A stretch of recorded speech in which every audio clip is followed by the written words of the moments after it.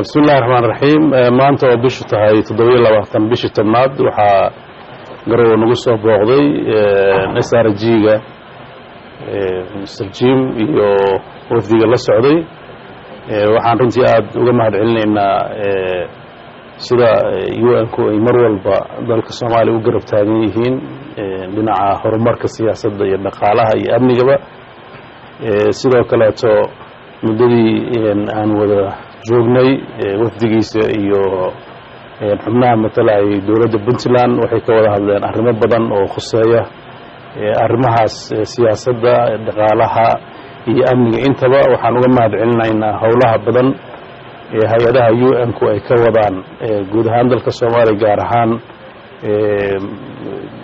maamulka Puntland oo runtii muddo dheer soo socday haddana maraya meel aad u fiican waxaan isla eegnay meelaha u baahan in la sii horumariyo oo horumarka laga gaaray meelaha u baahan in habkii loo wada wax laga bedelo intaba waxaan ka yeelanaa aragti fiican sidoo kale waxaan aad uga sheekaysanay horumarka siyaasadeed ee dalka maanta u maraya amni runtii dhinacyadeenba waxay qirayaan in marxaladda hadda Soomaaliya ay ku jirto ay u baahan tahay wada hadal dheeri ah si arrimaha taagan qabyada ka ah horumarka siyaasadeed ee dalka aragti midaysan ay u wada yeeshaan dadka Soomaaliyeed iyagoo mar walba eegaya maslaxadda guud ee dadka Soomaaliyeed meel kasta ay joogto waxaan si dhow uga wada hadalnay sidii isu soo dhaweyn looga sameyn lahaa dawladda federaalka iyo xubnaha dawladaha federaalka ka ah xubnaha gaar ahaan arrinta Jubbaland oo runtii muddadii u dambeysay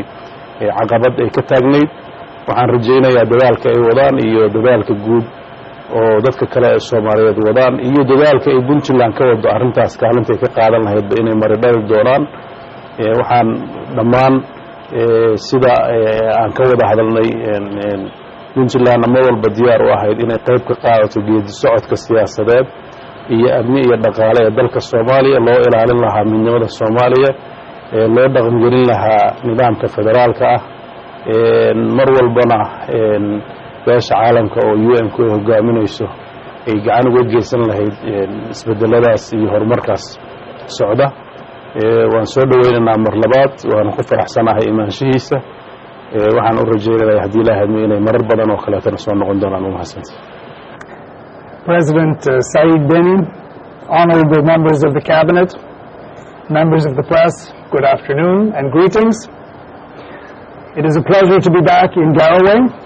I am here today on one of my regular visits to federal member states to review the work of the United Nations team and to discuss local and national issues with federal member state leaders. I am pleased that Deputy Special Representative Rezidon Zenenga has also joined me on this trip. The United Nations presence in Garowe includes the United Nations Assistance Mission to Somalia, UNSOM, plus another 17 agencies, funds, and programs that work throughout Puntland to help its people. Key projects focus on support to local governments, cash transfers and cash for work for vulnerable populations, promotion of reproductive health, and response to the needs of internally displaced persons and host communities in Puntland, among many other programs. In our meetings today with President Saeed Deni and his cabinet, we discussed a range of local issues related to economic development, democratic reform, and security. We congratulated Puntland's leaders for the recent successful investment conference and the start of the Ethiopian Airlines flight over the summer. Both offer positive signals of economic revival in Puntland. We also learned about preparations for the new Puntland Development Plan, and we look forward to collaborating on that initiative. We heard about the work of the Transitional Puntland Electoral Commission we understand that nominated members will shortly be considered for endorsement by the Puntland State Assembly.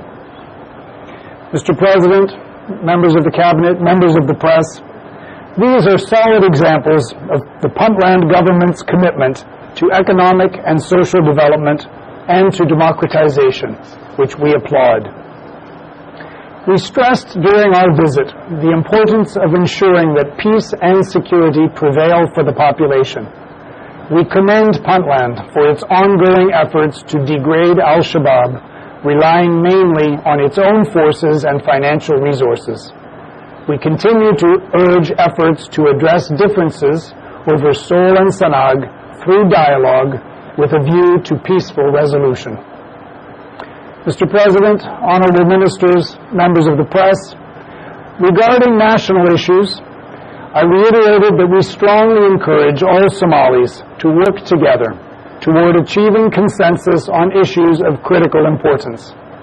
Priorities for 2020 include completion of the constitutional review, organization of national parliamentary elections, achievement of debt relief, and advancement of security gains against al-Shabaab. Progress on these national issues requires an inclusive, sustained dialogue across all elements of society and at all levels of government, especially between the federal government and federal member states.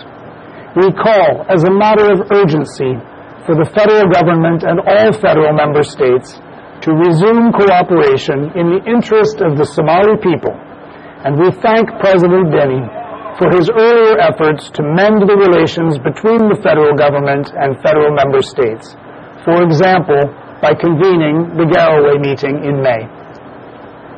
Puntlanders are rightly proud of the progress they have made in the past 21 years since the establishment of their constitution, a first among Somali federal member states. I am confident that under President Said Deni's leadership, Puntland can play a constructive role in advancing national priorities. I thank President Said Deni, his government, and the people of Garowe and of Puntland for their warm welcome and gracious hospitality during our brief visit. Thank you. Thank you. Mr. President, thank you.